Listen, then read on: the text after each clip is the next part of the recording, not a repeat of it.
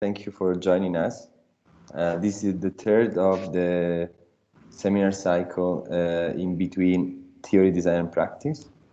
The idea is to look through different experiences of research, design, and practice indeed, to see how they inform each other, whether they inform each other. So we look for, on one side, theories and frameworks, theoretical frameworks, but also applied research and reflexive practices in architecture and urbanism. The idea is to continue these seminar cycles also over the coming months, just after summer, and maybe to take a dual standpoint, let's say, to look at theory, design, practice, that of urbanism and social sciences. So we will inform you about the coming events over summer. But also invite participants to suggest other to contribute. So we have three interventions today. The title of the seminar is Eating Architecture, and Federica Fava, postdoc in Roma 3, and now working on a H2020 titled Open Heritage, PhD in architecture. She will provide a framework, or try to provide a first framework about eating architecture, against which, let's say, we will have the other two interventions. The second, let's say, is from Elena Marchigiani, associate professor at the University of Trieste, who is somebody working on social housing, welfare, public spaces, and she has experience also in public institutions. She has been deputy mayor at the Trieste municipality, and indeed she will talk about an experience about health systems in Trieste. And finally, we will have a contribution from Nasrin. I don't know if also Margherita is also joined from. The two are, in any case, members of Orrizontale. The Orrizontale is a practice, an engaged practice based in Rome. When you type Orrizontale, you Google it, you see Orrizontale, do it yourself for common spaces, which is indeed a strong statement. And probably we see what they mean about this statement while presenting an experience, a square design, which is Europe Square in Aprilia, a city in Italy. And they over the last years, they received a number of recognition. Among those, also the Venice Biennale, recognized them as one of the emerging practice in the Italian panorama of architecture. Voila, I leave the word to Federica. Okay. So, hello, everyone. First of all, thanks for inviting us to take part in this research seminars that so far have been so rich. So we will do our best to contribute in this sense. I'm going to share my screen. Hopefully, wow. Just a second. I have always problem with Teams sharing stuff. Okay. Can you see my screen? Can you see my screen? Yes, Federica. Yeah. Yeah. We do it.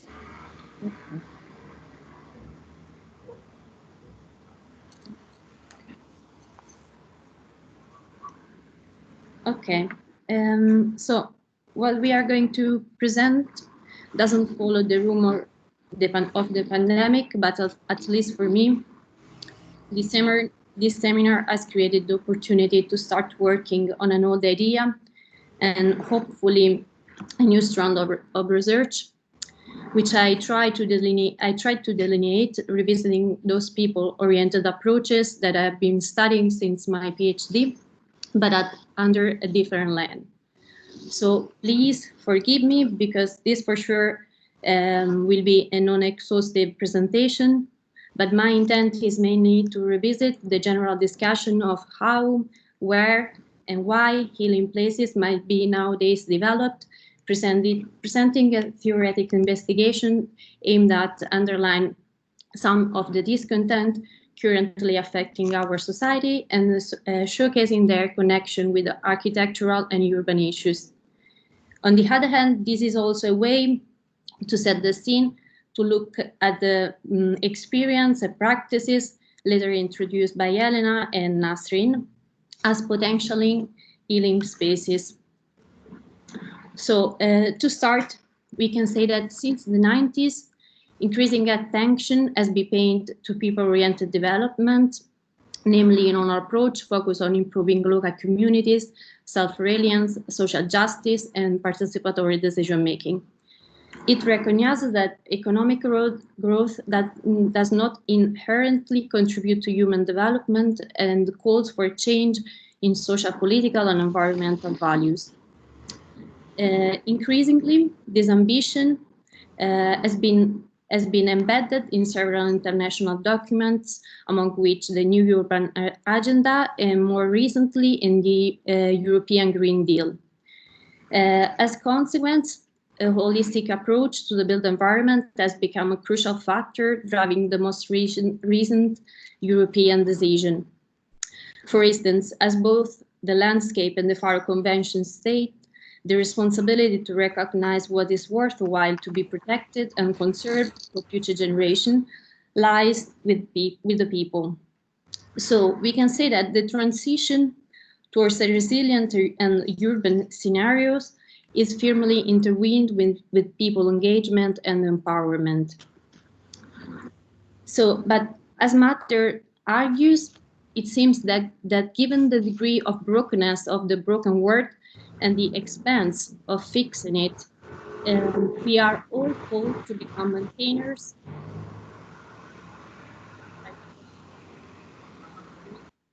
Noise? Okay, thank you.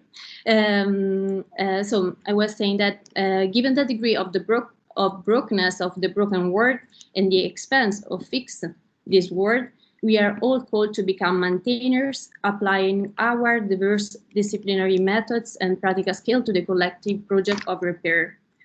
So from large urban infrastructure to the domestic realm, object up to computer data, the big job of maintaining life ultimately touches mental, physical, and emotional spheres.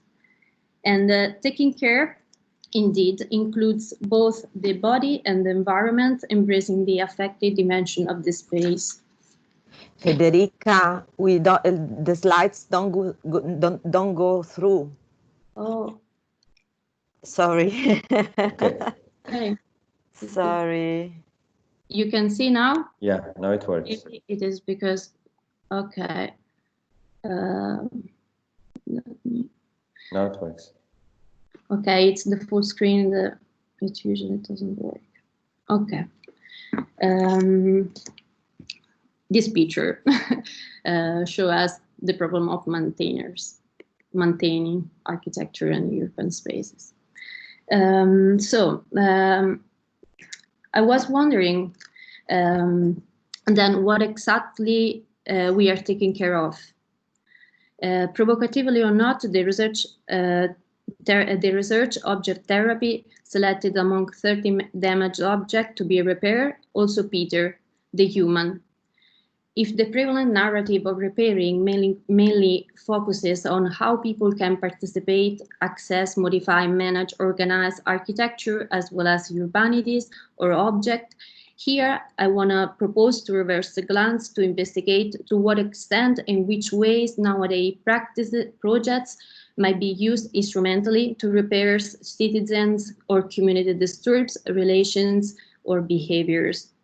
The question we want to pose is under what condition might urban process unleash a healing power, namely a therapeutic effect on people's well-being, which is physical and mental at the same time. And focusing on this, can we develop a new perspective aimed at strengthening a people-oriented approach? But to answer this question, it seems worthy to inquire what are the distresses we are looking at and which are the connection with architectural and urban issues. So in the book, Design and Destruction, Nicola Emery launches his investigation by describing the contemporary living condition as being embalmed alive. Dwelling are described as anonymous cases, strongly contrasting with vital ambitions. As the author argues, building is intimately linked to destruction, since being born, built forms need to include a sort of dismission destruction virus. Therefore, the first discontent we wanted to investigate is related with the fact of living in an overregulated and inflexible world. In particular, it is worth noticing that nowadays health studies stress the nexus between changeable, flexible, alterable spaces and well-being. For instance, housing and health inequality converge in Michael Marmot's research field. Marmot conducted groundbreaking studies by underlying the impact social condition might have on health, and not only for the most disadvantaged, but also for society as a whole. In the health gap, the challenge of an equal world, the author states that for community to be resilient, the possibility to model indoor and outdoor specialities in a processual way significantly impacts on health. In respect of this, focusing on housing, the author confronts approaches on slums and shanty towns, recounting two cases. The first is on the tabula rasa, in regards the tabula rasa approach proposed to dealing with the slum of Kibera in Nairobi. And he opposed tactics based on the progressive improvement of the tabula plena. Sorry. This is the case of homes and distant facility within a shanty town transformed by the Self-Employed Women Association in Ahmedabad in Gujarat. And accordingly, the empowerment of the built environment has a ripple effect on health condition and eventually on the community resilience.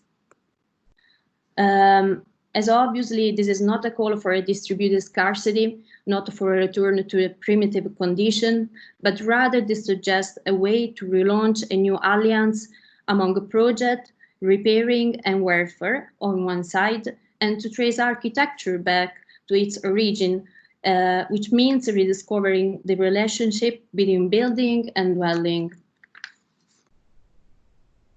Which brings us to the second discontent in some way, which is the feeling of insecurity and loneliness brought about the lack of a common word.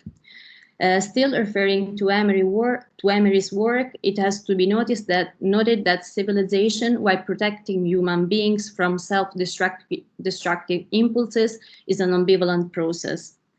If limit to the self emerge due to the need to live together, it is worth focusing on the view presented by Hannah Arendt in The Human Condition. As is well known, for the philosopher, action is the only activity which relates men as beings that live together. Action, therefore, is essentially plural and political and dependent on the existence of a public real. According to Arendt, the decline of the public realm brought about the rise of the modern age significantly affect the human condition, primarily undermining the way we are related or unrelated. So if the lack of something tangible, a table in Arendt's idiom, calls for think through which to restore the common good, on the other hand, the rise of the private world has become the mass phenomenon of loneliness. Hence, what is undermined with the public's withdrawal is the human sense of insecurity as well as identity. So this insecurity, this uncertainty, thus goes in parallel not only with the lack of a common word, but also with the absence of a community around it. However, according to Elena Pulcini, To have care of the globalized world implies the recognition of two pathologies, rooted in the self and as obsession, namely the unlimited individualism and the endogamous communitarism. And therefore, if the widespread need for community has been rising as a response to the first, as well as to form of exclusion, a care ethic stems from what the author calls a relational subject, which is a subject who perceives himself as constitutively tied, dependent on the other, but also at the same time unique and singular. Then, precondition to unleash the ability of taking care of the world is the recognition of human interconnection and interdependence, which bring us to think totality holistically as a plurality of coexistences, which obviously include also other species. As consequence, far from being static and anti-progressive, the conservation project implied dynamic concept due to the fact that it is aimed at defining life. On the other hand, the creation of a plural world requires a continuous contamination process emerging in the factivity of the experience, which each time requires staging or reinventing forms. And this also shows the significance of the role played by emotional aspects in terms of individual motivation and thus on their choices and actions. The last malady we wanted to investigate regard the pervasiveness of psychotic symptoms emerging from an increasing automatic and compulsional environment. It has to be said that technique-related issues cross-cut all quoted authors. Emery, for instance, insists on the fact that new technical conquests pair with the renunciation to subject compulsion, while Hannah Arendt introduced her work by stressing how scientific endeavors in modern times have undermined the reality of the human condition itself, and particularly the relation with labor. Nevertheless, in a recent work, Bernard Stiegler addressed the current epoch by posing a pharmacological question. It means to reprocess our age, taking into account the curative and toxic power brought about by the technique. As a pharmacon, all techniques thus might improve or worsen the quality of the living condition, determining the need for its critical investigation. According to the author, the present time can be described as an age of disruption. As has happened with physical territories, digitalization and cultural industries have been causing what he called the exploitation of the spirit. The disruption thus regards a continuous anticipation of desires and expectations, leading to empty the meaning of present life and shorten the horizon of the future, which for individuals and groups means, Stiegler states, becoming literally mad. If the foundation of the new epoch first depends on changes in the technical system and then on the emergence of new collective forms of thinking, this disruptiveness of the actual epoch lies in the absence of this latter moment, in an absolute emptiness of thought. And so still, for a new epoch to be established, and also from a healing perspective, the affective and projective, or better, the imaginative dimension of the space become crucial for the institution of new form of thinking and living. So on the light of these evidences, and before leaving the stage to Elena and Nasrin, it seems worthy to briefly sift through architecture and urban theory on the matter. And as the pandemic has shown, cities are incubators of disease. Their insoluteness is an old motif, which, for instance, led to the first pubbing efforts of towns, modifying those common behavior which made cities such as Rome, Paris, or London large dams. Also in Europe, hygienic and sanitary reasons are at the base of the urban planning and of its evolution over the 19th century. Along with former urban regulation, the integration of medical science in the city project induced by the industrial revolution thus determined the stabilization of urban standards. While recently, as we see in this picture, new frontiers have been opening up in the evolution of a smarter urban environment. Also, during the Industrial Revolution, the therapeutic power already recognized in green spaces fostered the integration of landscape within a urban context, leading with Olmsted to the emergence of the concept of green infrastructure. Nevertheless, recent studies demonstrate that the urban environment still has negative impacts on health.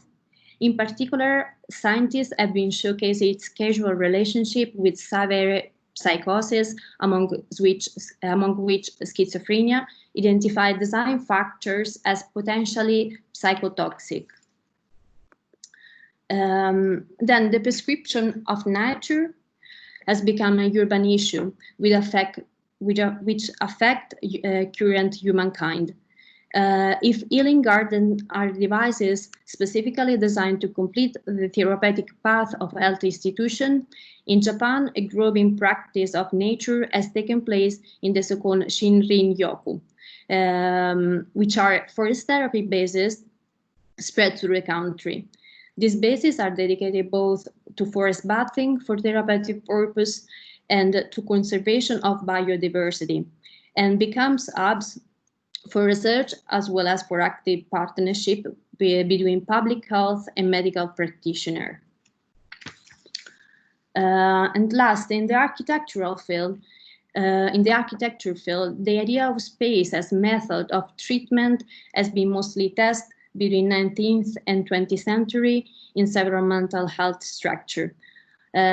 Among many possible examples, also more recent example, the experimental nature of projects such as the Yorkton Psychiatric Center or the Eric Linderman Mental Health Center, which we see in this picture, are based in the assumption that the aesthetic and the organization of space significantly impact on patients.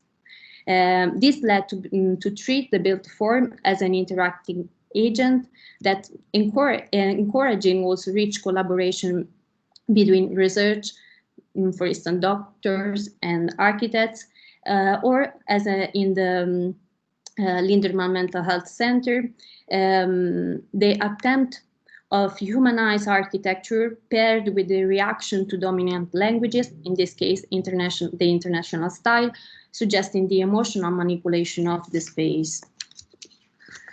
And then to conclude, it can be stated that all these samples have in common a shift towards the perceptual level of the subject. In other words, a patient-oriented approach necessarily draws the attention on the inseparable relation between body and the environment, stimulating the search for that holistic approach, which is currently an essential element of the urban transformation. Nevertheless, what emerged from this formal investigation is that still today, architectural and urban answers to the space are mainly static and episodic, meaning that approaches are mostly focused on the modification of the built form on one side and relegated to specific context or situation on the other.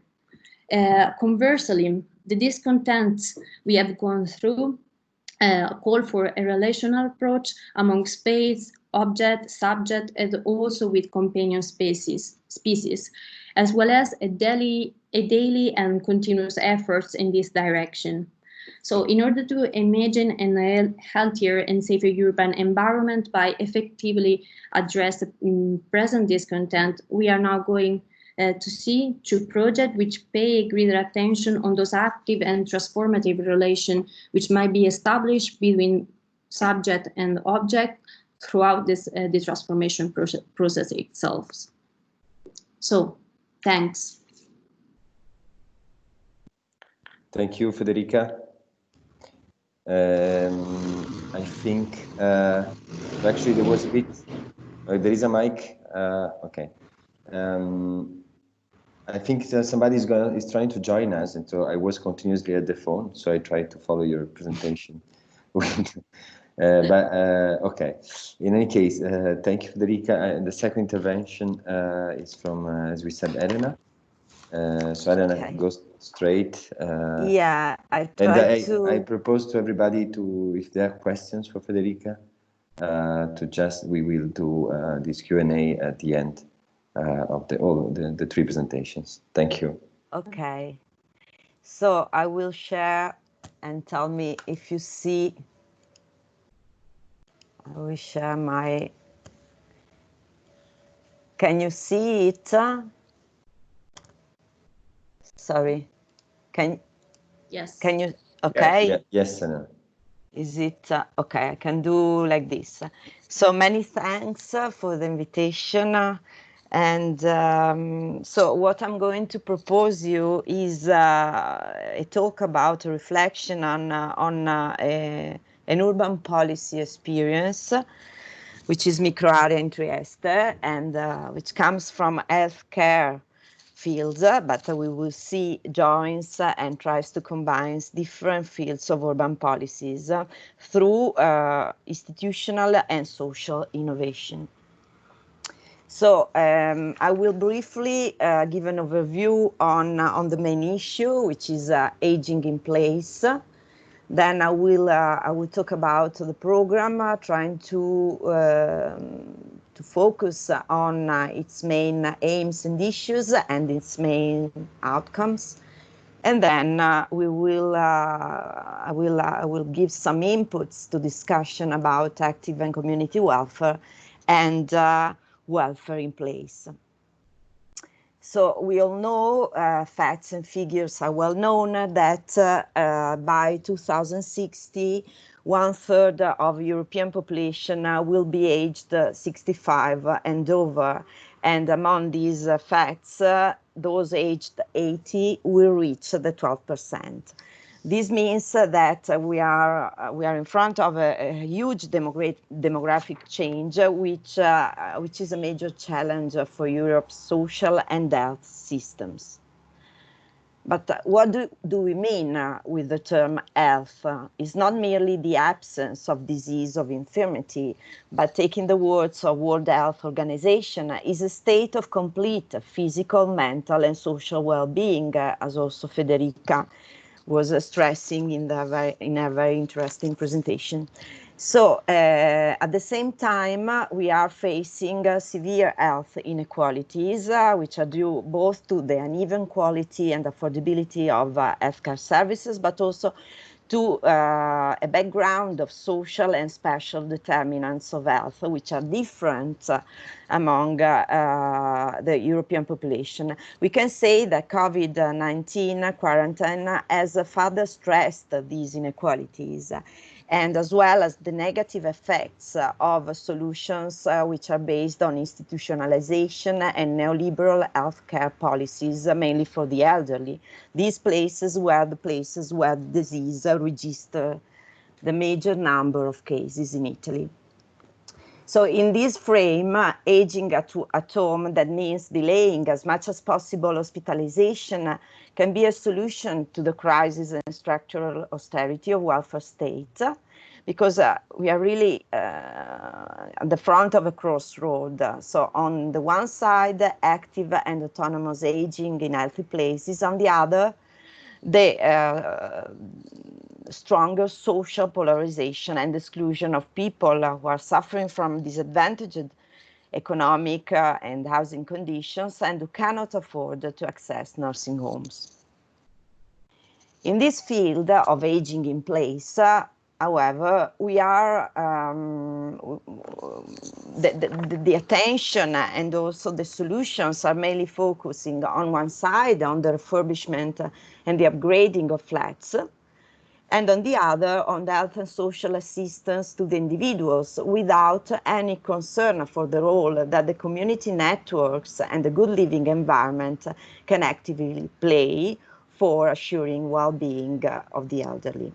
So a lot has to be done to foster more joint innovation, both on the provision of welfare services, let's say, so not only healthcare, but integrating it with the wider set of welfare policies, social and economic, housing, and on the other side, the redesign of the urban living environment as a whole. In this frame, I'm going to talk about the Trieste as a frontline laboratory. But before discussing and before talking about the program Microarea, I want to give a brief overview on the context where this program is working. Council housing districts. So these are the parts of the city where there is the biggest concentration of multiple vulnerabilities, so social, economic, and health, with chronic diseases. And the chronic diseases obviously puts into question and makes even more difficult the provision of health care services. Some facts and figures about Trieste. In Trieste, this council housing estate is very huge. It covers the 10% of flats, the 8.3% of the population. And here we have already reached the more than 1/3 of the population who are aged over 65. And these demographic situations combines with loneliness, let's say. So nearly the half of households are single parent, and with severe economic problems. Moreover, let's say Trieste is not a city in the plain, so we have also a steep orography, and the majority of council housing estates are in this situation. So the combination of elderly population concentrating here and this orography makes the condition of being prisoners at home quite common, and this is another problem. Now let's talk about the program Microarea. Program Microarea has a long-lasting history. So it started somehow at the end of the 90s with the first protocol among the public local health agency, which was in fact the promoter, the agency for council housing, and the municipality of Trieste. In order to integrate their actions working inside the neighborhoods, so the council housing neighborhoods, and with the main focus by the public local health agency to reorganize healthcare, to reconvert resources and shift budgets from the sanitary pillar to integrated and area-based social projects. So the main aim was also economic, to reduce improper hospitalization, the use and the costs for medicine.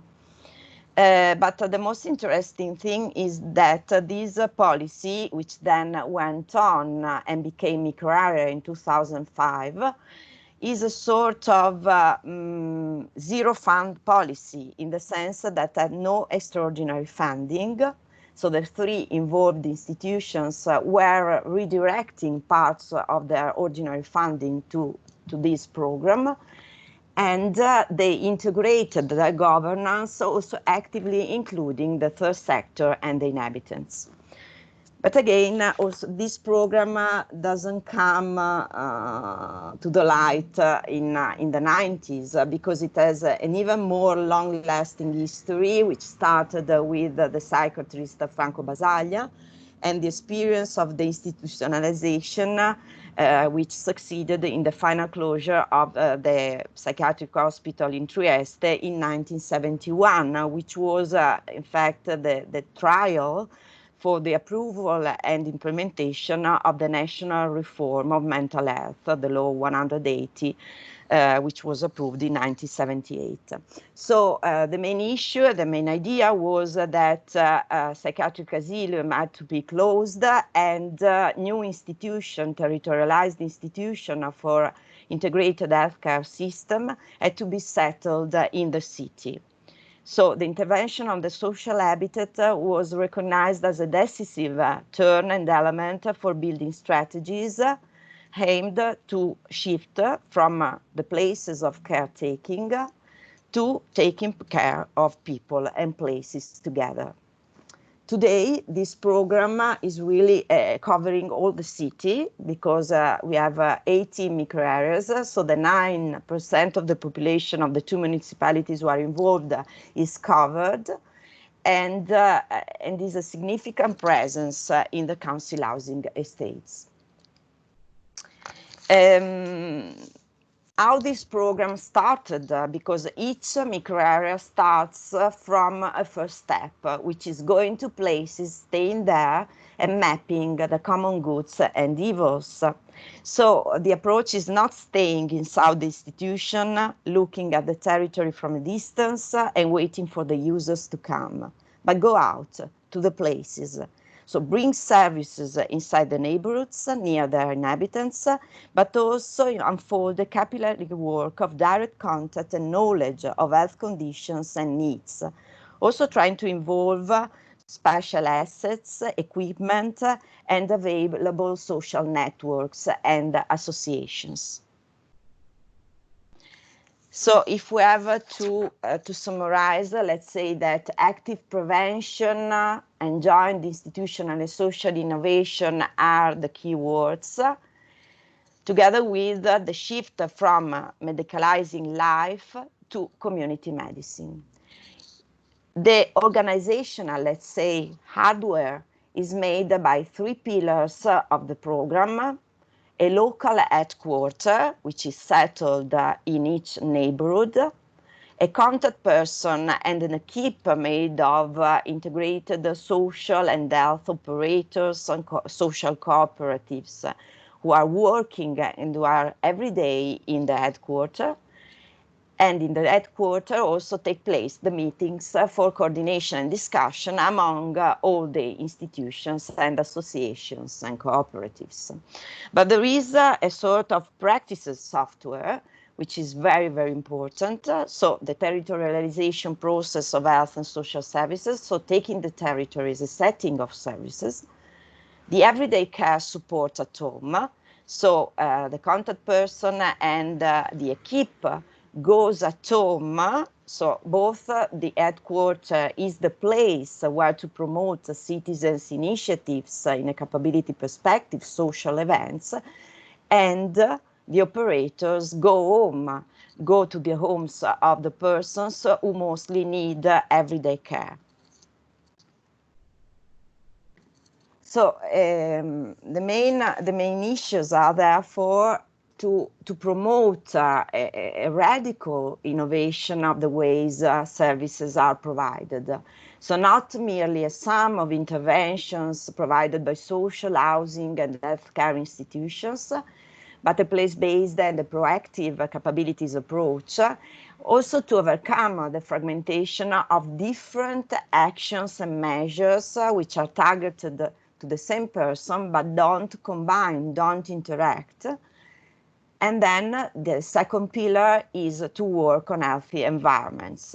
So where services take place and where people can be activated also to perform healthy and social practices. And I think that 2 main issues are important also from this type of working. One is to be very near to the persons, but trying to reach more collective needs from the single individual's needs. So reverse the relation from collective universalistic services to a more customized and individual and individual performance of the services. And then also another shift is from working in the neighborhoods as a way to revise the whole healthcare service. So from the local testing to an overall review of the healthcare system. Which are the outcomes? About effectiveness.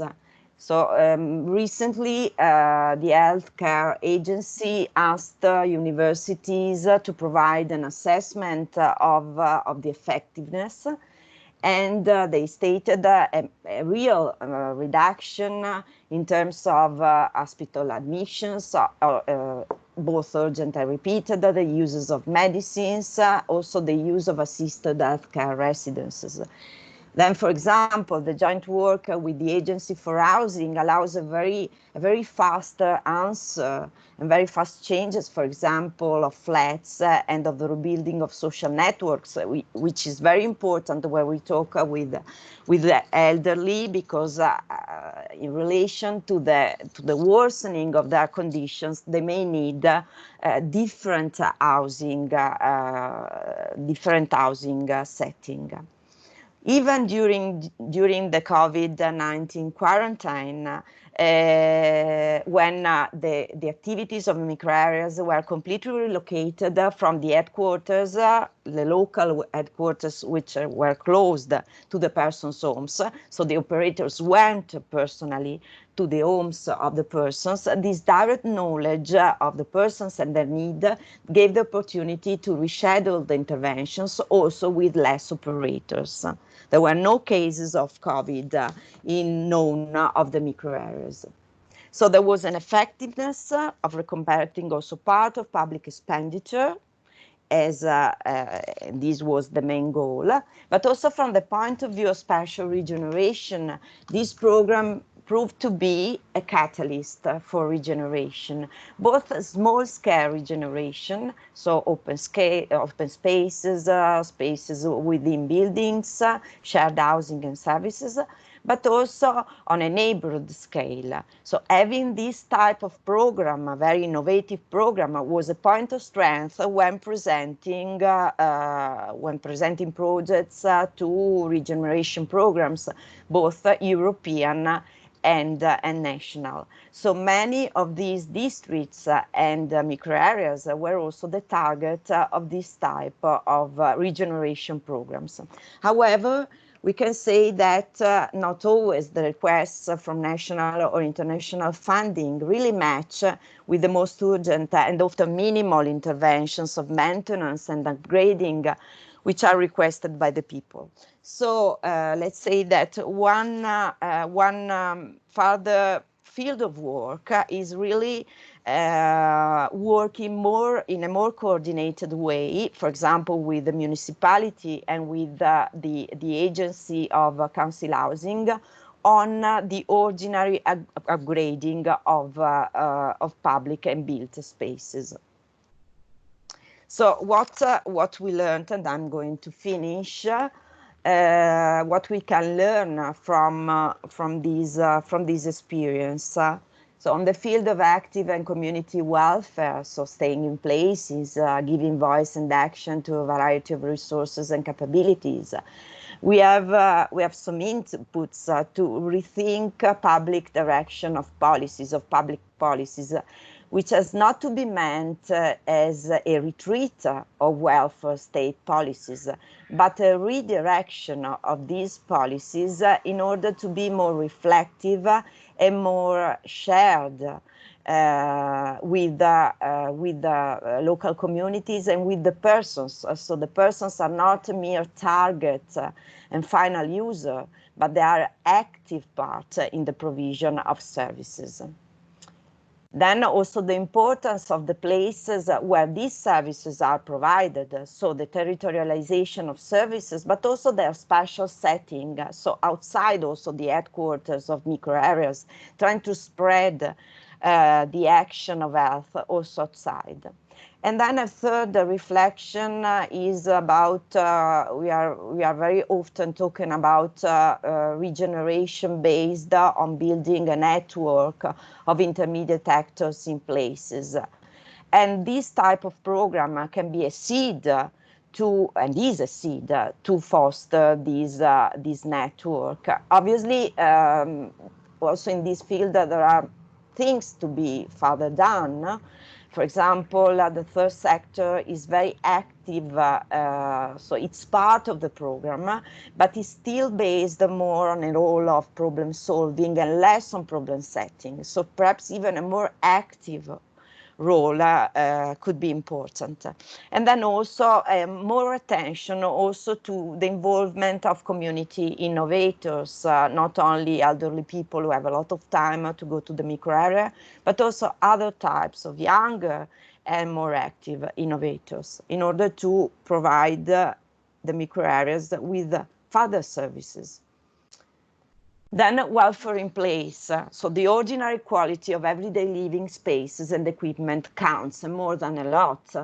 So perhaps, as I said before, one field of work goes towards thinking about what are really effective projects of regeneration of everyday living space. They are not necessarily big projects, the big projects financed by big funds, but there are also small actions, but they are capable to give an answer to everyday needs.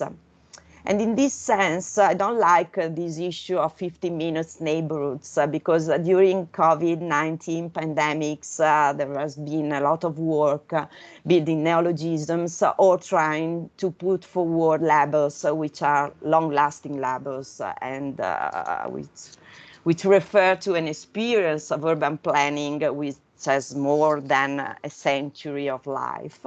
But then let's say that this image gives and stresses the importance of working on more inclusive accessibility, on the refurbishment of the chains of everyday mobility from one's house to other urban places and welfare equipment as an ordinary ingredient, both of healthcare care policies and of urban maintenance policies.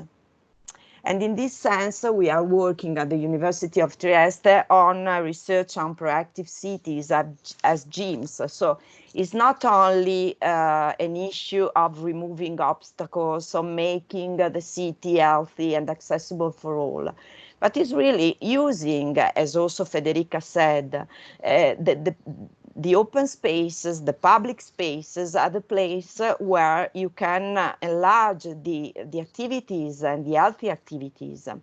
And also in this sense, it's quite interesting that in Trieste, some actions provided by the healthcare operators take place also outside.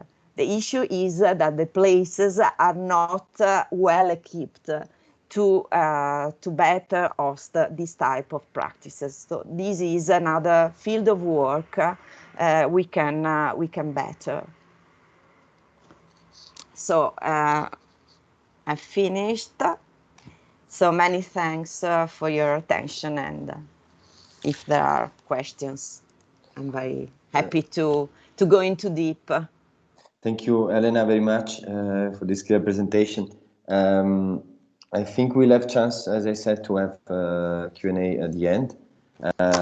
It's nice to see how, now again, this practical, this example from Trieste actually makes even, easy to understand what the theoretical framework Federica was presenting. We can discuss about it later. So Nasrin, please. Hello. Can you hear me?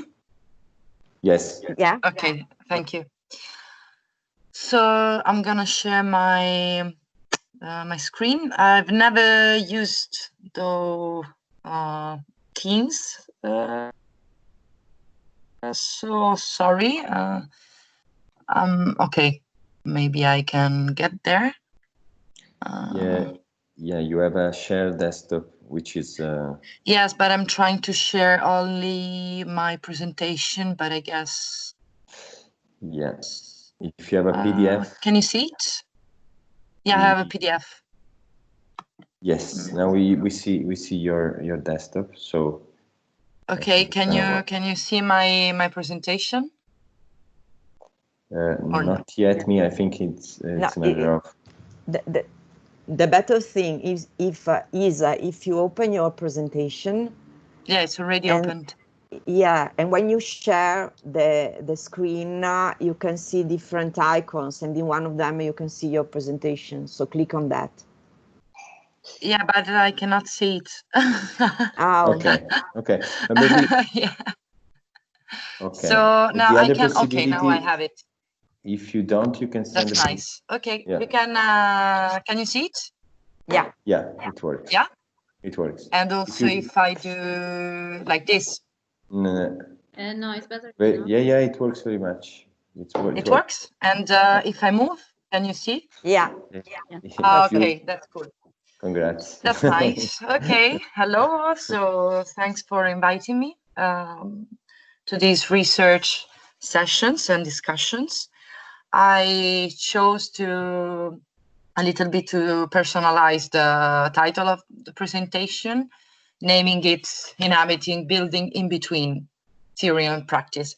To unify a little bit what I do, I'm Nasrin Mohiti Asli, and I'm an architect, and I represent Orrizontale Collective, as Marco already introduced us. So, well, I'm not gonna go that much into this theme, but I will tell you the history. Let's say I'm gonna be a storyteller more than maybe a researcher. I would like to share these in-process building sites and public space generation and these public works, which is Prossima Apertura in Aprilia. Prossima Apertura in English means opening soon, let's say. And this is a long process that started in 2016. As I told you, it's in Aprilia and in Toscanini district.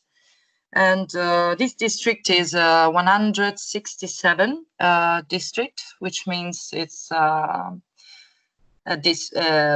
quarter that was developed for residential economical residential area.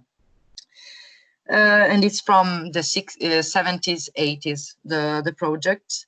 The project next opening starts from a void, from a hole, and it's really interesting. So this is us, me in the middle, then Jacopo, Roberto, Stefano, Giuseppe, Margherita, and Juan. I wanted to share with you some keywords of our practice, which means that we build spaces for free interaction. So we do not fix form and function, but we instead try to build open forms, to work with open forms, to let inhabitants interact freely with the structures and the building environment, the built environment. We try to make space to ordinariness and extraordinariness, which means that we try to create places in which daily life with intimacy moments and elective moments can be present. And also we try to also make space for extraordinary events, such as public gatherings, open assemblies, and discussions in public space, and also for protests and discussions on human rights, which is now a hot theme of the moment, with the Black Lives Matters riots. Then we also try to inhabit these spaces, exploring voids. In many cases, we work to transform voids or suspended spaces of the city. and neglected spaces of the city, trying to reopen them and to open also the building site, so to open up the transformation process.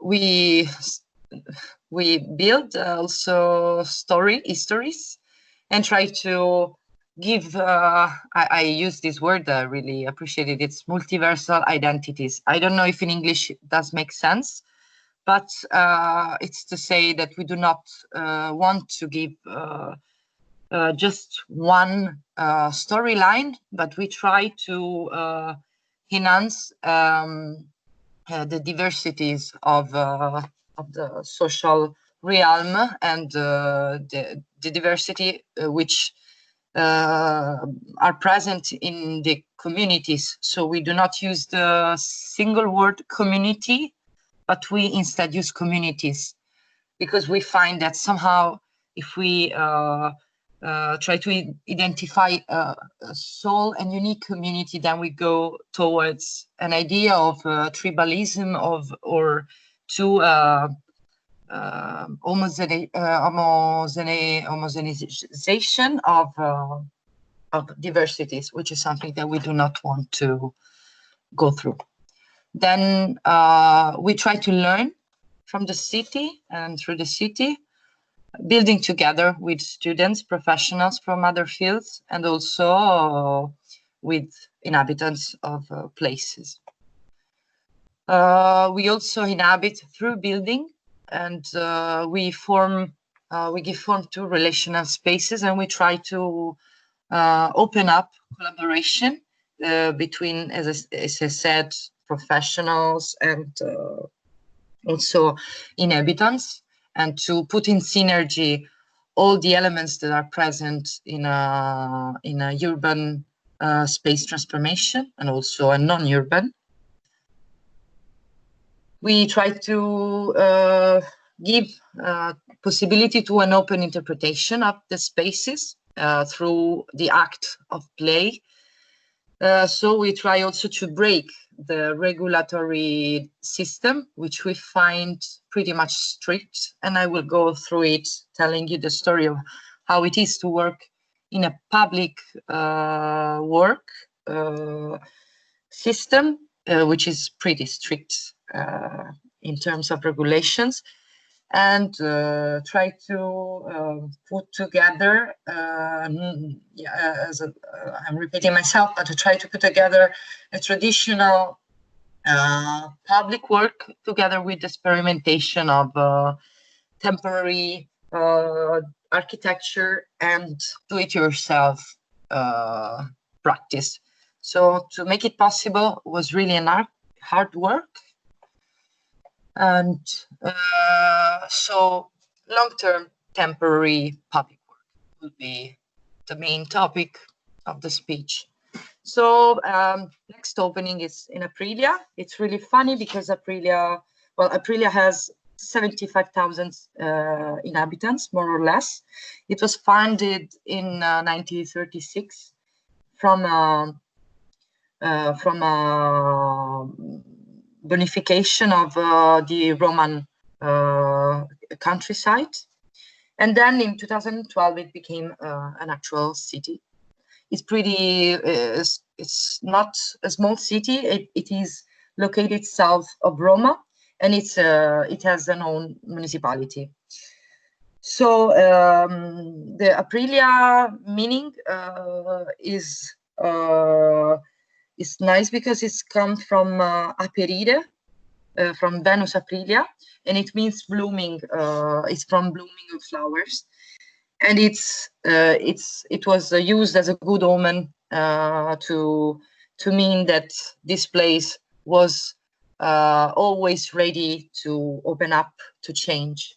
So this is funny because we are gonna work on this, which is the hall. It's called the hall from all the inhabitants of Toscanini district. As I was telling you, Toscanini, it's 167 planning. So it has all the symptoms of what it means to have an Italian urban planning about the poorest layers of society put together in a new part of the land, and also without services and without a public square. The void was created by the failure of a cooperative called Flavia 82, and they didn't realize the square that was planned during in the urban transformation. It had to be a square named Square of the European Community, and this was the square. And as commonly happens in central southern Italy, this transformation often they do not come to a result. Even though it seems fascinating to have this piece of grass in the middle of this dense, urbanized and dense neighborhood, it was a sign of abandonment and a void toward the inhabitants of the place. They do not have an actual gathering within the new this new district. So this is the area of Toscanini in general, and as it commonly happens, the municipality of Roma bought, together with Cooperativa Flavia 82, more or less 100 apartments, and they dislocated inhabitants of fragile layer of the society from Roma to Aprilia. So can you imagine, this is a delicate territory, and it is a damaged territory as well. About speaking and thinking about the human sphere, and also about the architecture and urban landscape. So there was this also a fight between the Aprilia municipality and Roma municipality, and then Aprilia municipality was able to get the highest percentage of the buildings of Aprilia. So what happens of this shift is that in 2016, the Ministry of Culture, of Italian Culture and Tourism, together with the National Boards of Architects, landscape designers, restorators, and so on, they decided to make a competition and to invite different municipalities from the national territories to apply with peripheries. They had in mind to put them together in these ideas competitions. So we decided to participate to this competition, and we chose Aprilia because it's nearby Roma, first of all, and secondly because it was really a big challenge for us. Moreover, the municipality, and this is an interesting story, together with us, they applied to the inter-minister competition. There was a call, and it was about security. This is funny because, well, not really funny. Sorry if I use the word funny so much, but security is the leitmotif, and it's the word that it's commonly used from the institution to the inhabitants.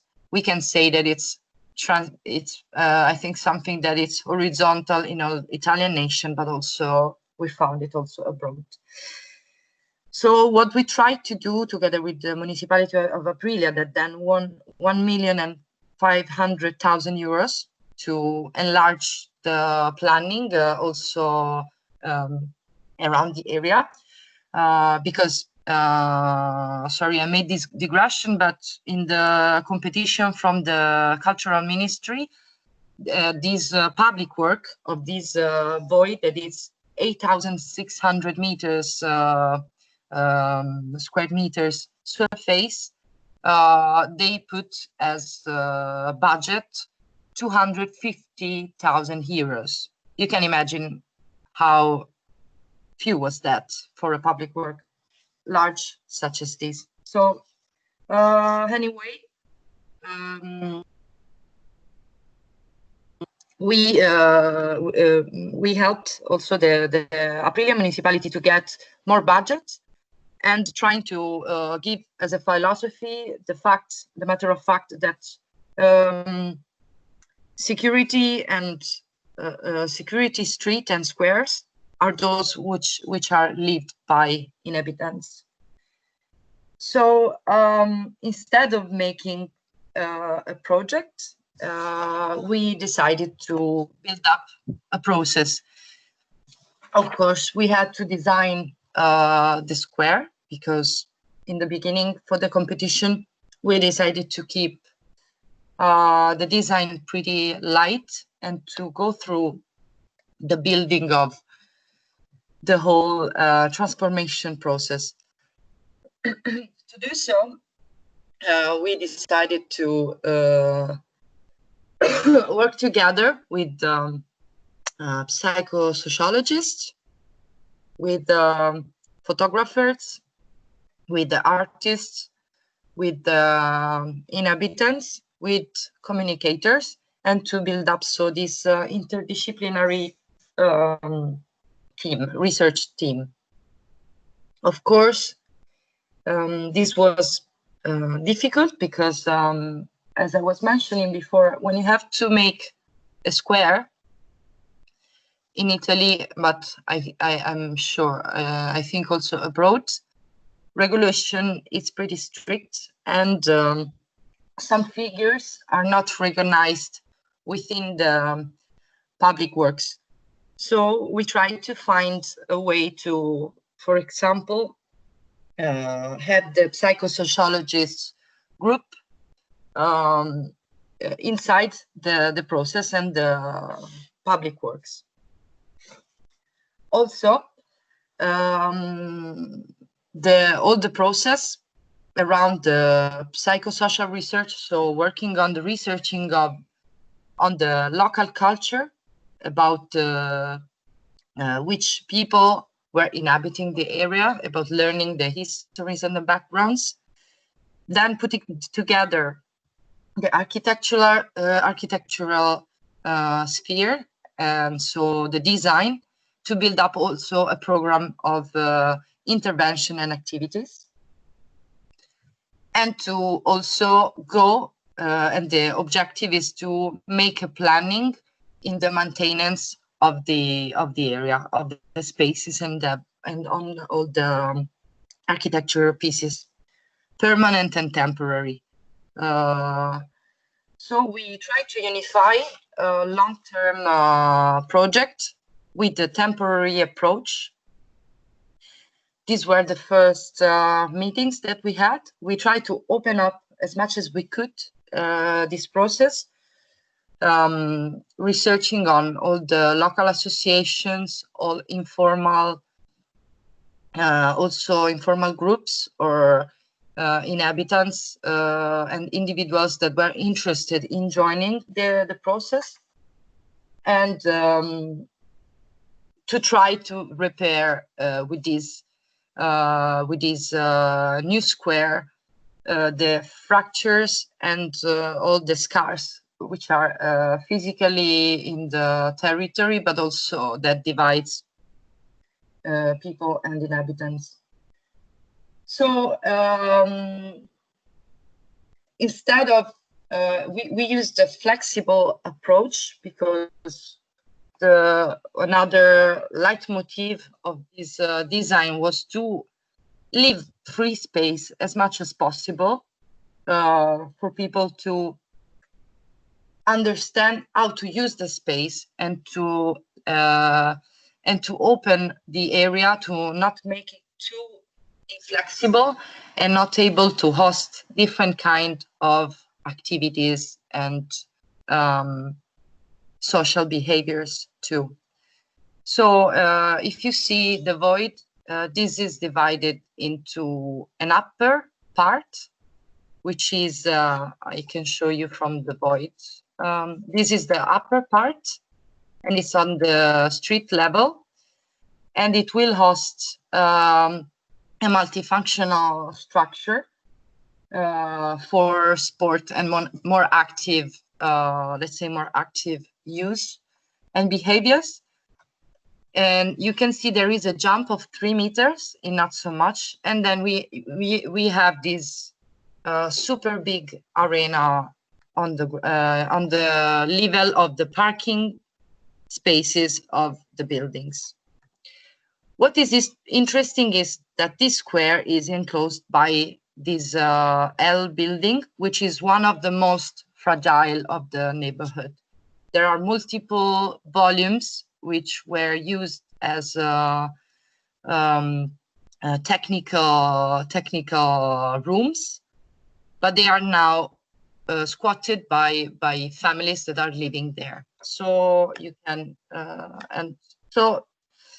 what we tried to do was to start this transformation and start this building. We put a banner to interact with people's curiosity and to have a sign of a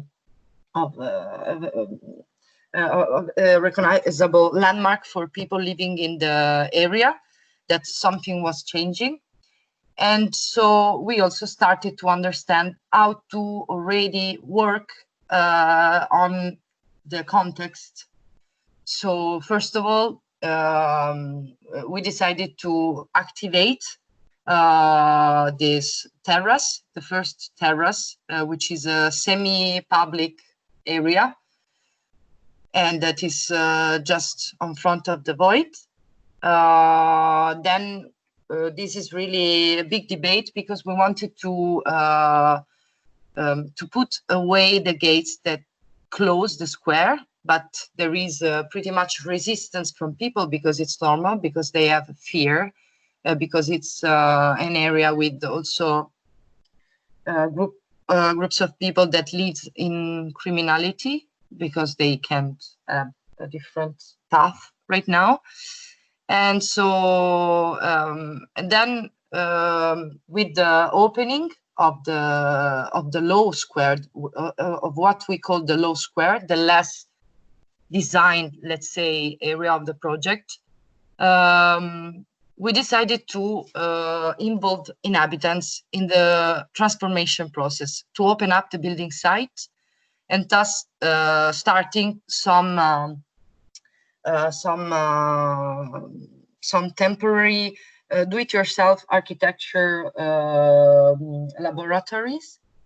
So we will start this Monday, actually, to build together with the inhabitants some parts of the space. We will start from the oasis, which is in the middle of this deserted land, which is the lower square and the arena. So this is the building site, and while was still moving and active, because we had to stop during the pandemic, we activated the terraces. So we, with Alessandro Imbriaco, which is a Roman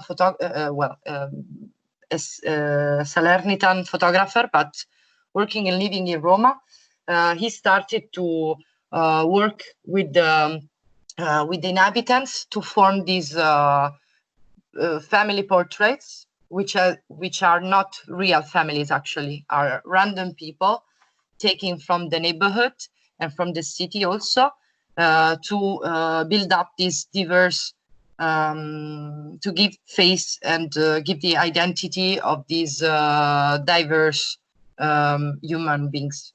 So it's like an atlas of humans. Then these portraits were attached to the wall.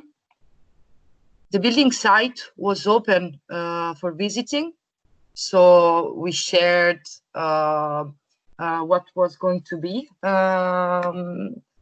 Then Rup Candy, which is another artist, worked on the fences that were closing the space, and also on with the inhabitants to work together to make some graphics on the terraces.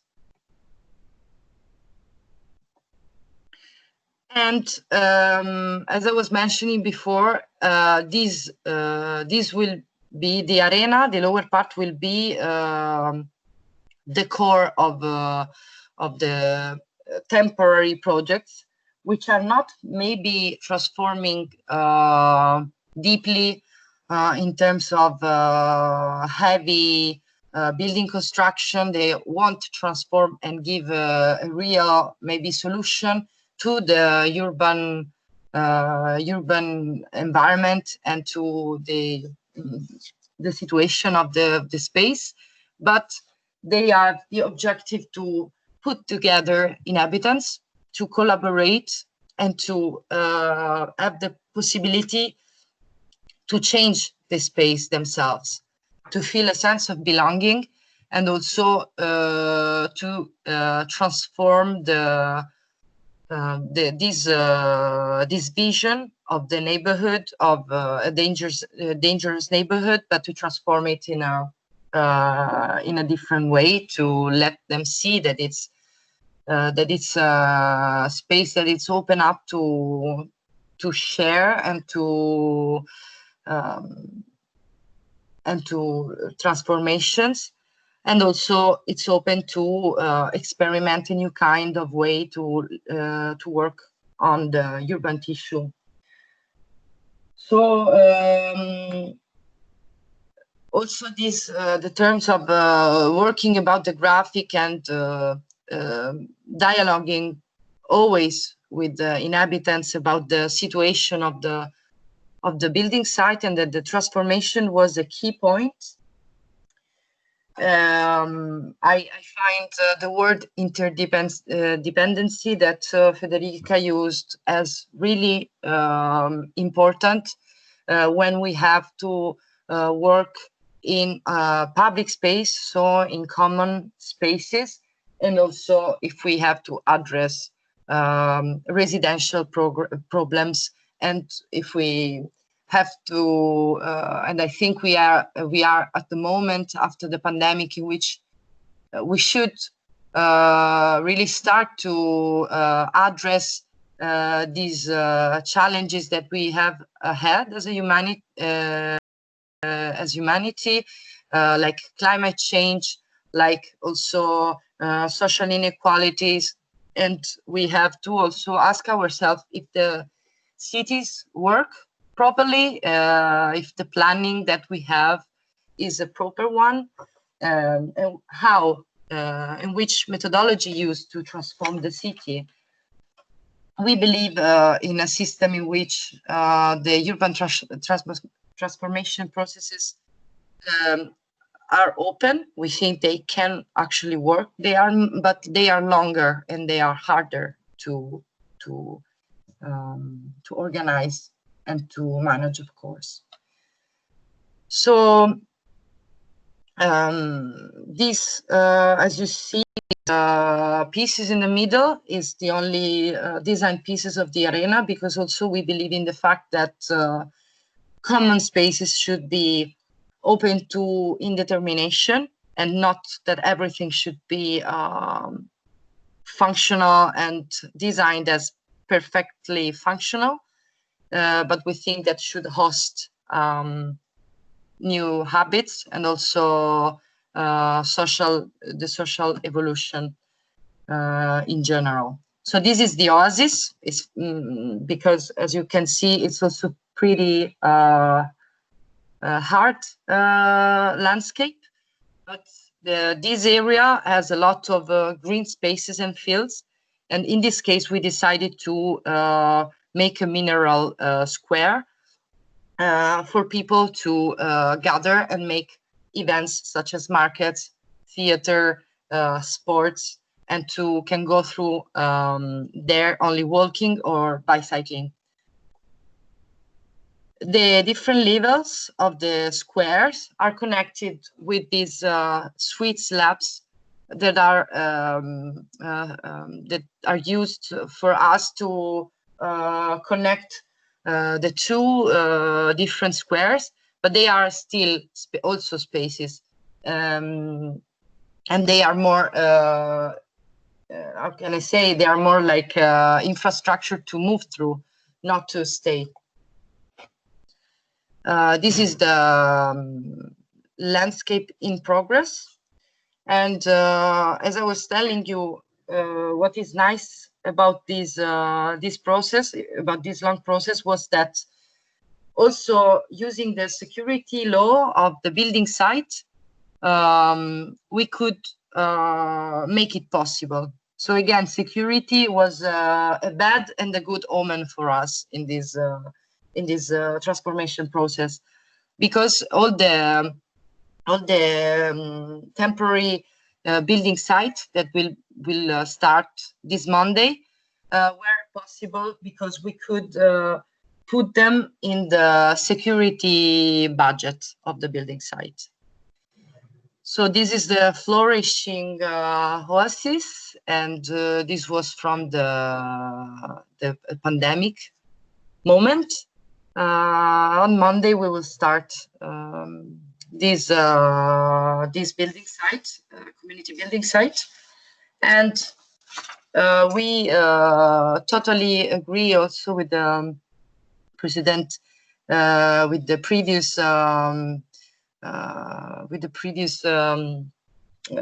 theme about the users. We as architects, urban planners, researchers commonly refer to inhabitants such as users. This is something that we have from a general culture of make everything functioning and to control people behaviors also. And also in a commercial, it is a commercial norm.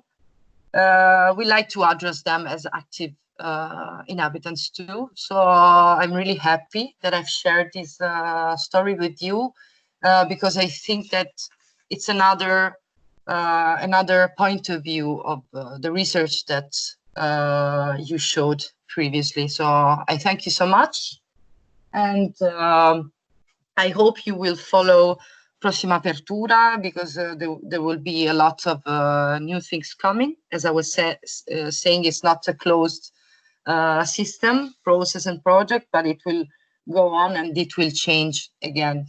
So thank you, and I interrupt.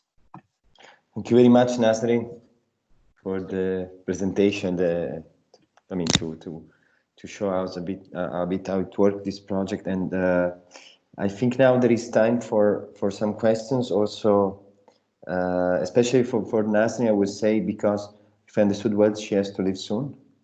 That's the information I have from Federica. So I don't know whether anybody has some question.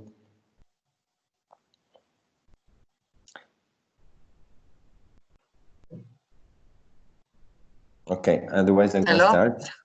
Yeah. I see that somebody raised their hand, Marco. Go, Geoffrey. Yeah. Yeah, sorry. And then Andrea Bortolotti as well. Please. Yeah. Now, I just wanted to ask you the relationship also with the municipality, with the offices, and also, yeah, you made a very, let's say, powerful storytelling, but I guess that nothing was simple, and that some conflicts were there. And so perhaps also learning from what didn't work as well as you told us could be interesting. Yes, it was really difficult. I mean, it was incredible to work together, to collaborate also with the municipality, because we started working in Roma, and working in Roma is completely different as well, because it has a different scale and a different governance, let's say. I mean, the municipality of Privia was pretty much convinced and willing to do this project. I I think for different reasons, political reasons, because that was a big scar inside of the city. And also it was, I think, a sign of failure of the public governance in the territory. So the measure was, politically speaking, it was a goal that they wanted to reach.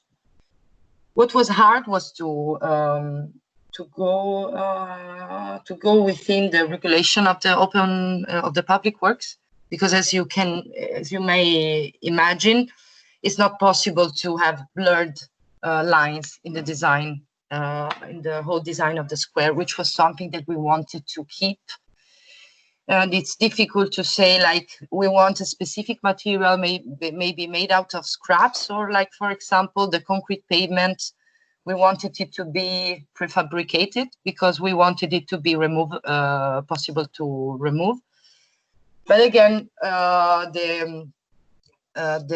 these big public works normally follow this system of this competition between building companies.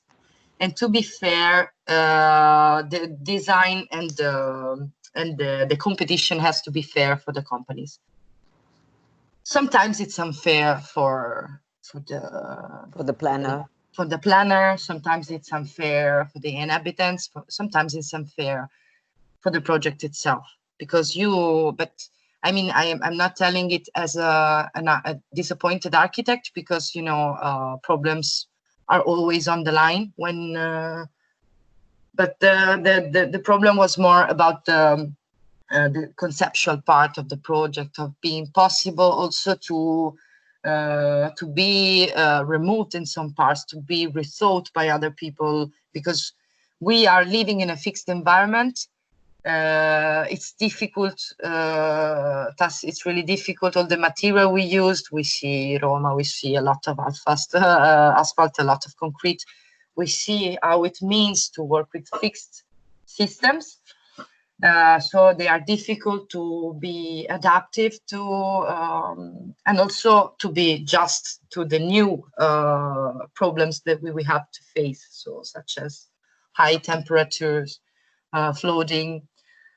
So that was one part that was really hard to manage. And of course, we had to find the balance between the idea, the idea, and then what was possible. Another big failure that I would like to share with you was the fact that we were planning of connecting the terraces directly to the square, because you can access from the road. If you see the buildings, the L buildings, they had some entrances from a road that is behind the buildings. And we wanted to connect the terrace that was facing the square with the square itself. So we asked the company to build a temporary staircase, and we wanted in this way to make inhabitants directly go in the square. And because these terraces have an unfinished step, and you can see that they were imagining to have some staircases maybe go down, but they didn't finish it. So we wanted to follow this idea of connecting all the levels of this public space, and also to connect them with the more private sphere.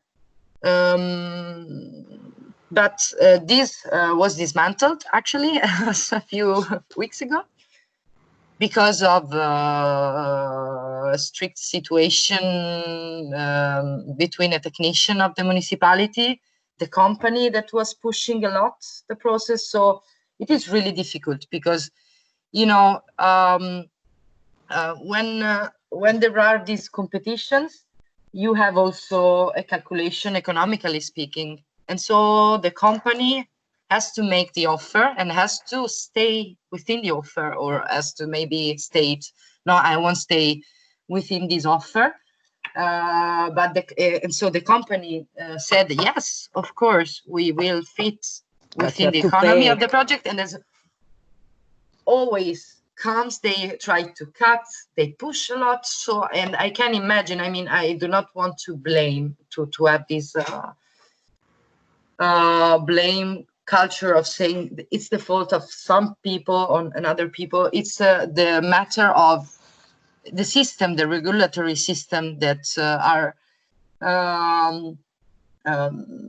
making the process of transformation of our cities, of our building sites. So the first step that as researchers and me as a practitioner should say is to work on the regulatory approach, because that's the main barrier. I don't even want to state that flexibility is always good. I know, if I remembering Sennett book about the flaxman, I know also how flexibility is a vocabulary that comes from a new form of capitalism and a new form of working methodology. But I think in the positive sense of flexibility, it's to make the process adaptable, not to dismantle the system of responsibility that the governance and the political sphere have, because commonly flexibility or participation are used to put away responsibility and decision making from who actually takes the decision in the end, but more to follow the natural system of humans and non-humans environment, which is to create adaptive system in the regulatory regulatory sphere, but also I think on the action, and so also in the principle that moves these transformation processes. Nasrin?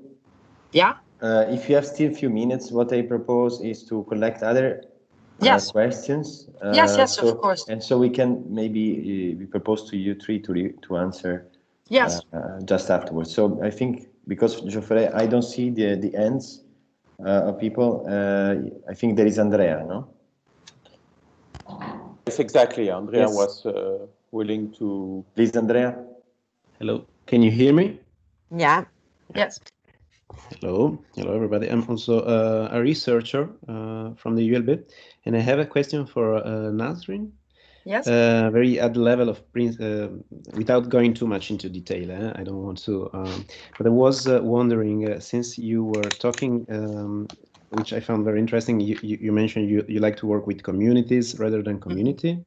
Mm-hmm. So the difficulties of working in this participatory approach is who are you dealing with, the representativeness of the people you're working with. And in your experience, in this case in Aprilia, you mentioned you had this approach with a local association, but then in this specific case, you mentioned also there are very severe cases of illegality also, or difficulties, difficult populations. So you mentioned the word niches of illegality, people squatting. And I guess other problems I can imagine for could you address also those people during your work, or you just you had the dialogue only with this, let's say the good citizens, engaged ones, which have taken a bit lead in the discussion? And the second question that maybe I didn't get from your presentation, how this dialogue with the local inhabitants is reflected in the design, in the spatial design that you proposed, where the inputs goes into the design that you proposed. That is my the two questions. Geoffrey, thank you, Andrea. Do you see other questions? Thank you. Thank you, Andrea. Thank you, Andrea. Wait a minute, Nasrin, we collect all the questions. Sorry. Yeah, but Okay. I didn't see anybody raise his hand. So but I then have if there is somebody else, of course, he can, without using the raise hand tools, he can ask or raise a question. No? Just a couple of things from me, Marco. Yeah, so first is I would like to ask to, let's say, Federica, what of the framework she proposed, or let's say the conceptual, let's say, narrative she built up, what does she see in the two experiences presented today, in what terms they confirm what you are looking for. Actually, I think the trajectory you're tracing is very interesting, and because this holistic approach actually we see in many ways already in the presentations there are clear connection with the concept you build up today, especially when we say about, I mean, what Nasrin was saying, from design to the, I mean, from a project to a process, no? Okay. The other thing is just a comment in the sense, I was wondering, in order to shift from design to designing, from a project to a process, is the public space the best place to do it? Or is it's just, are the hidden places of the city, of the territory, the place where actually these events can happen as way to reform? And on the other side, I was wondering, what are the conditions for Elena, who made it possible to build such a project, which is per se transformational, but within an institutional framework? I mean, how did it happen that institutions were open to test what actually you implemented? And are they still open, and you think they will manage, I mean, it will manage to expand and become a sort of practice, not just in Trieste and elsewhere? Okay. So can I start? Or Federica, maybe do you want to start and then I follow? You go on. Go ahead. Okay, thank you, Andrea, because this was really an interesting question about whom is involved and if it's the good or not good. I also like this terminology, even though it's a bit rough. But we are dealing with both. We are dealing with local associations, so like with the neighborhood council, let's say. And then there are also other associations that works in theaters or in education also. But we are also dealing with the part of the illegal inhabitants of that building, because, you know, I want to also ask you a question about what is illegal now. I mean, if you don't have the right to live in a house, what else can you do? I think this is interesting, because we have to also deal with them. And what we don't want in our project is that this public square may transform in a way to push out people that maybe are not so much liked in the social system. So we have dialogued with them. They were also part of the portraits sessions, and also the kids of some criminals of the area were part of some laboratories, because we cannot select human beings that live within neighborhoods. I think it's also a bad thing to divide them into categories.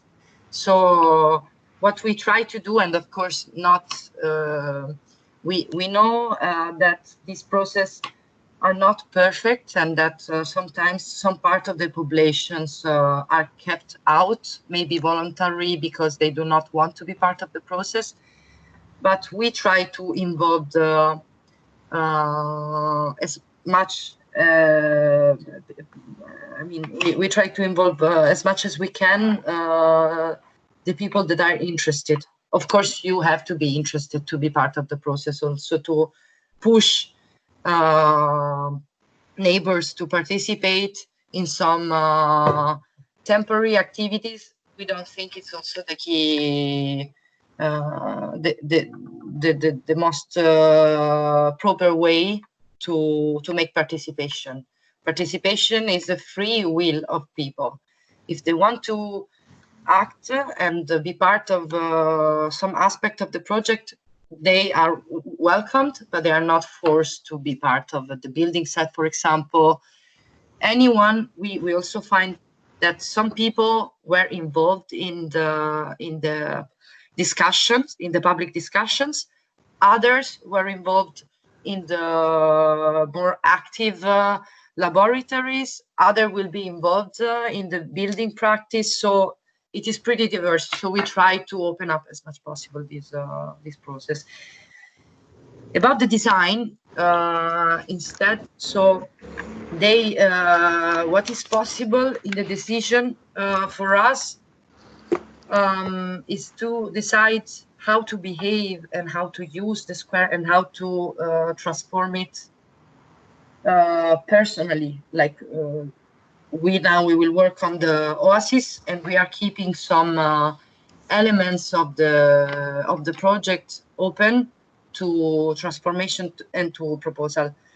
But for us, participation doesn't mean to ask people how do they want to design something, because this is, I mean, it's better to build the tools for people to empower themselves and to have spaces in which they can improve, learn new skills, or teach others their own skills, instead of asking, like, for example, to some old woman that maybe has a lot of knowledge about plants, or I don't know, or about the history of the neighborhood, and instead asking her how does she wants the square. I think it's more like to listen to people's needs and to involve them in different layers of the process, instead of asking them to design a bench.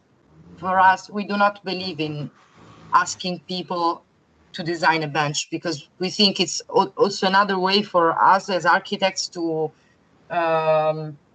push away the responsibility of decision making. And maybe if something is failing, then we can say, okay, no, but the citizenship wanted it like this. I don't think that's real participation. But again, it's a diverse, I mean, there are many focus, and so I think there are some dark and good part also of this being so strict of saying, okay, people shouldn't really decide on the design. They should, of course, give all the tools to architects or to designers to create a proper space, but not to say like in terms of shape, because I think, I mean, as I it should be saying like that I would be able to, I don't know, make a research in the university, but this is longer. It's a longer process to do so.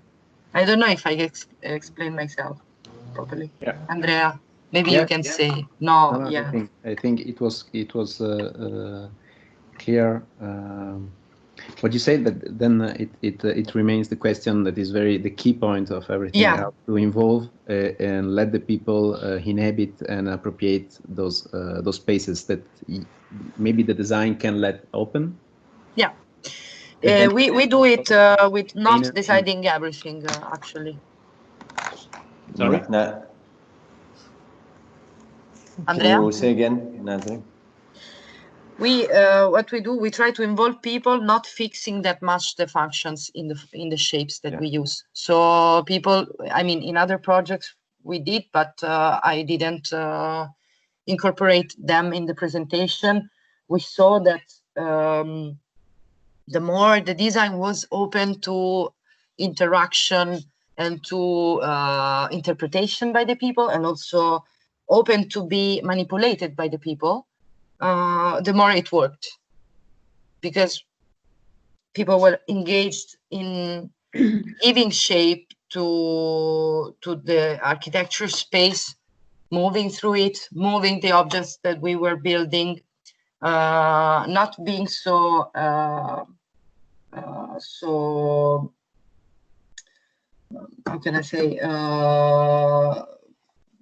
not, because when you make a decision in design making, of course you are thinking about people behavior. So we try not to think that much on people behavior.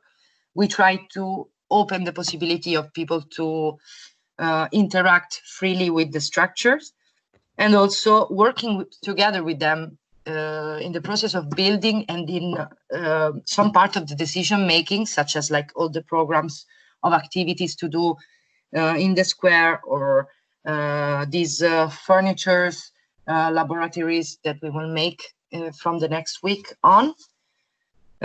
We try to involve them in the transformation of the space itself. So in many cases, we saw that there was a feeling of belonging to such spaces.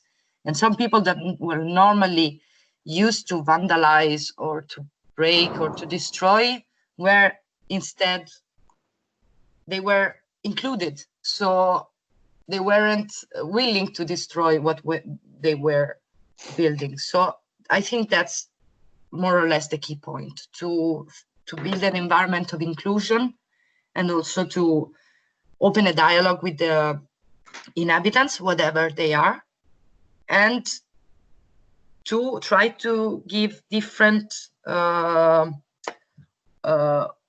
blank spaces of the project, some voids of the project, intentional voids, to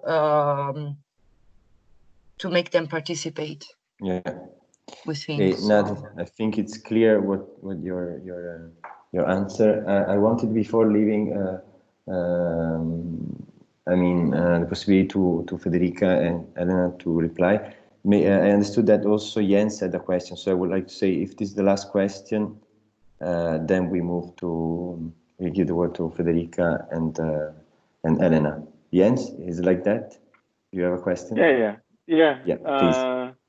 Maybe mostly to Federica, so you can include it in your answer, because I enjoyed you talking about Hannah Arendt and this public realm. And I was wondering how you could, seen in that perspective, look at the process in Aprilia, because I think some of these, I work myself with the idea of active citizenship and working with youth. And one of the great opportunities is to make this capacity building very concrete, to work with youth in a way that where this otherwise sometimes abstract discussion about politics and active citizenships becomes very concrete, because they can actually physically build something, and even in public spaces and stuff. So how do you see that maybe reflected, or maybe not reflected, in the project in Aprilia that Nasrin presented? Okay. Thank you, Hans. Okay, thanks for the question. And regarding the question Marco posed, first of all, I would say that these two projects shows that daily activity on the site that I underlined in the end, which is something that is lacking in a system that look at well-being and also to unleash a healing power. So I think that what this projects show is that first of all, we can heal from isolation, and this is just also a matter that we experience a lot in this particular moment, but that actually is really rooted in the city, as Elena shows in her presentation. And in the Elena presentation, I think it's quite clear that services that are put in place have a very great power. Also, and what I know about this project is also that often the intervention are very small intervention, and most of the time is matter of connecting people, thinking with people, and taking care of people. And this seems a very small action, but actually the micro area Trieste demonstrates that it has a very great impact on a broad system of the city, and this case in the health system. And about the project about Nasrin and Aprilia, I know Orrizontale from along, and I think that what they did the most is create this kind of interaction between people, but very concretely is to build something together, which is almost, I think, an expedient to create relation not only among people but also with the place. That in the project of Aprilia we see that there is a very deprived area, and which needs more than other place to conquest a vision for the future. And maybe I don't know if I answered all your questions, but yes, Federica, thank you. So I'm going to give you some answer. So the tale of from Trieste is about strong institutional innovation. So we could read all the process from Trieste to Nasrin as a perfect process. If everything was somehow combined.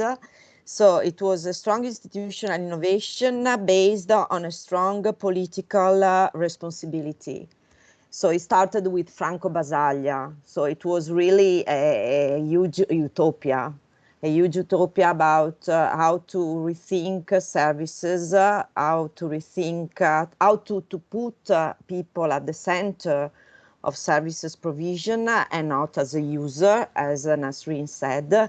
So all the people were at the health agency after promoting this type of a project and of program were side by side with Franco Basaglia. So there has been a strong continuity and a continuous breeding of this experience. So this is another very important issue of this program, in the sense that it went through different political, general, regional frameworks. Trieste is not left wing.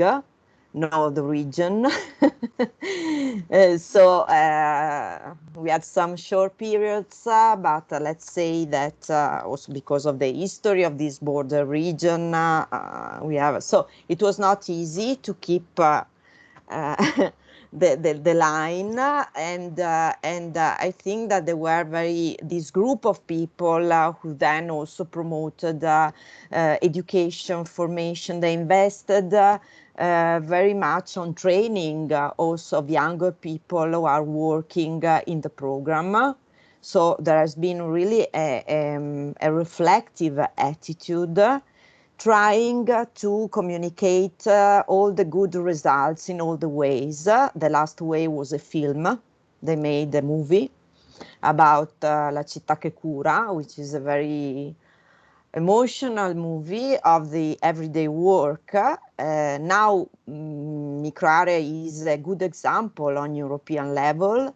Obviously, the story of Trieste about the opening up and destruction of the asylum is a well-known experience all around the world. And locally, let's say, this research also showing the good results from an economic point of view is meant to defend this program that in the meanwhile has been stretching on all the city. So it's becoming not only a social capital, but a city capital. So a capital from the city, a good story also for the inhabitants. So it's very clever also what they did. So they tried to be very much rooted in the everyday stories of the people in order to have their defender, the people as a defender. And this is important. And then they try to build alliances with the other actors, with the Agency for Social Housing and with the municipality, who had let's say some up and downs according to the political framework, but are still there. So it's a good thing, and they're always fighting. They're always fighting to keep, and also us as a university, we have been working with them. We have been doing some participatory experiences, building pop-ups, places also with my students. So it's really a good ground. And now I'm thinking also to go back to work there because it's really it's important. So it's more a political and an ethic also way of working than being outside looking at the policies, which is also useful to help show that it is a good story. Thank you, Elena. Thank you very much for your answer, which is clear. There is one question from Jens that didn't. If somebody wants to try to reply to Jens, I think it was directed to Federica, no? But I think you already did. Yeah, somehow you did it. Yeah. That's true. Yeah. Okay, are you satisfied, Jens? Yeah, and I have to run also. So. Okay. Yeah, it's good. I don't know if there is any urgent question or last comment. Otherwise, Geoffrey, are you there? Yes, of course I'm there. I'm sorry I was not so active today, but the logistic aspect was quite demanding, as you know, Marco. Yeah. Thanks it was very interesting having passed the last two seminars on Brussels to move to Italy and to see kind of same question raising, no? So as we discussed before, Marco, I think for sure we think it would be interesting to continue after the holiday to discuss and maybe to share issue on let's say test and experimentation on public space, and at the same time how to apply different methodologies in relation to participation, or how to create relation between urbanism and social sciences. Thanks again to all the speakers. Let's maybe take the opportunity of this strange time where we are all, let's say, constrained in our places to build a bridge, digital bridge between our, let's say, field, let's say. Yeah, but then we hope that we have the opportunity to travel and to meet directly, because I'm completely going crazy. I agree with you. I totally agree with you. I hate it and I don't like it. And so I'm not so used, and I don't want to become used to it. I would like to, Elena, indeed, we were discussing a few days ago with Geoffrey, and the idea was, okay, if there are other institutions, I don't know if your institution wants to join the seminars, we see it as something that can, it's kind of platform per se, and we might think, and then to expand it. And the second thing, okay, we were saying we might continue with the seminars and then to have an event per year. But this is a kind of dream and in person, no? As for the University of Trieste, my little group, we are very, very interested. So we can try to build. If you are interested, we can join. Yeah, why not? And maybe we meet in Aprilia next year. Perfect, perfect. So we see what's happening there. That would be really nice. Actually, I'm inviting people that are in Roma to join. We will have this moment this week, from Monday to Saturday next week.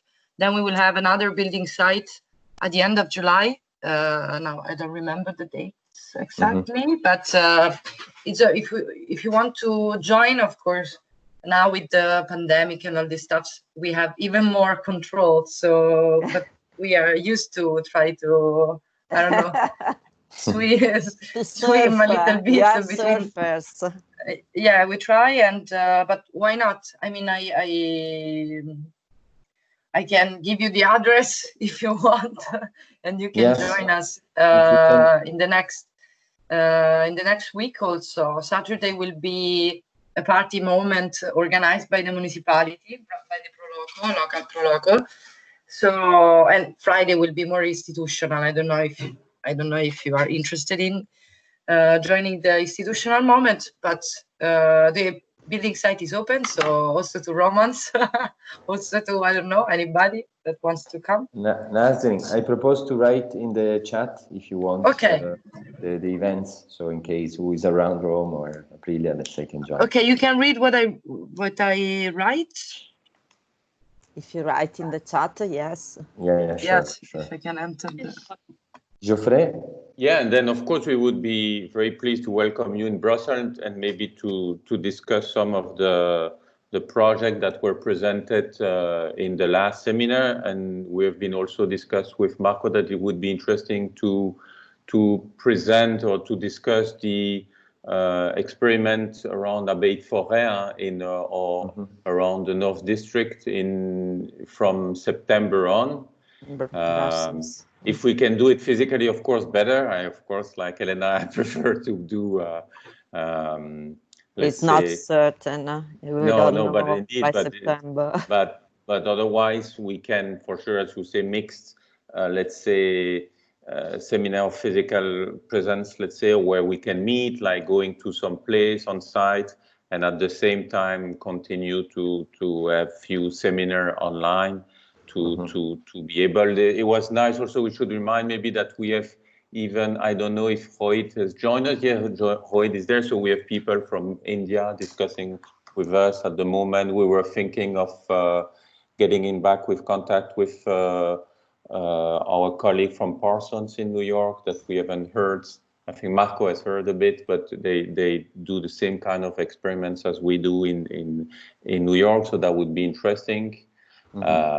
And again, although I'm really not in favor of virtual, let's say, events. Then if it helps not moving as balls all around, it's good. But then also a bit of physical contact is not so bad. So we have to combine. We don't need to move everywhere always. Exactly. I'm also thinking sometimes that indeed not traveling everywhere just for traveling, as some scholars and academics have been doing in the last year, is probably something that the lockdown. It's an illness. It's a disease, a mental disease. I agree. Going to seminars talking about sustainability and climate change and traveling all around the world to reach that place. Totally agree with you. Absurd. Well, that's why we're thinking about one appointment per year, right? And, yeah, that's good. In any case, I would really like to invite the people who participated, if they have suggestions about they want to intervene, or, for example, I think also about Andrea, who can maybe present something about Sin City, or I don't know. Please feel free and write to Geoffrey or myself. Yeah. We keep you up to date about the forthcoming event. Geoffrey. Yeah, maybe sorry, last thing to say, sorry for, I know some people were unable to join. We are trying to find the best system, the most inclusive system digitally, but it's never easy, let's say, and we'll think of that over the summer as well, to see how. Yeah, well, we love Microsoft, right? Okay. Okay. Also, Jens, I think, can present something. Okay, guys, Yeah, maybe we can close. What do you think, Geoffrey, please? Yeah, If definitely. you want to do it. We keep in touch then. Yeah. Okay. Thanks Thank to you so Nasrin, much. It was a Federica, and Elena pleasure. again. Bye. Thank Thank you, Bye. Federica, Marco, Elena, all Thank of you you. very much. Ciao, a Geoffrey. presto. Ciao. Ciao.